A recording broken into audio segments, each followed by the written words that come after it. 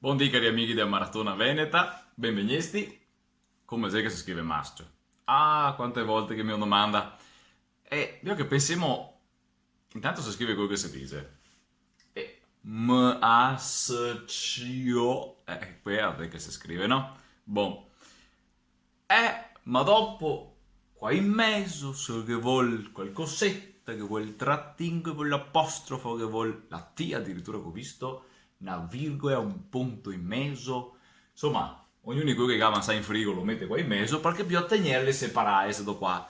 Se no, se lese mascio. Attenzione. In che lingua sei che se lese mascio? In italiano? Beh, ma l'italiano è un'altra lingua, no? Cioè, se neanche riuniamo cosita, bisogneria cambiare anche all'italiano, perché l'italiano maschio e l'inglese magari lese, non so, il tedesco, che è SCH, lese sh, e invece del maschio lese mascio, allora sappiamo mettere un trattino sull'italiano SCH, in modo che cosita i tedeschi, no? Ma cosa mi interessa? Ogni lingua la ha il suo sistema di scrittura che le è adatto e coerente al suo sistema fonologico. Non è possibile leggere mascio qua, perché sh in Veneto è un suono inesistente. In nessuna variante veneta esiste il suono sh. E ora mascio non è possibile. Qua può essere scritto solo e esclusivamente maschio. Se che pensi bene, peraltro, anche in italiano, dove che di solito questa lunghezza qua si legge sh, in italiano, dicevo, che sono delle parole che non se le mia qua SC. Vediamo, faccio questo esempio qua, no? Italiano questo, Se devo finire il pennarello, speriamo che si vede che non c'è per parole anche stavolta. No, si vede, dai. Qua, scervellarsi. Perché non usi un trattino qua in mezzo in italiano? Perché in italiano SC se legge sce. E ora qua si arriva a leggere scervellarsi, che qualcuno dice anche, ma se sbaglia, perché se è una S privativa, scervellarsi. Stessa roba qua.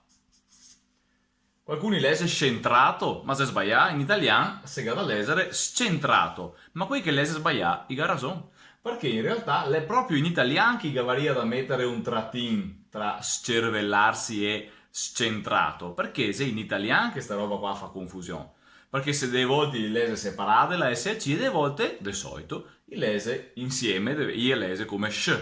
In Veneto, invece, sta parola qua, sia che significa solo il contrario de femmina, il maschio è a femmina, sia che il voglio dire per certi, per esempio in Temesona, il maschio anche come il porco, il porseo, no? Quello che si fa sui saiadi, per capirsi.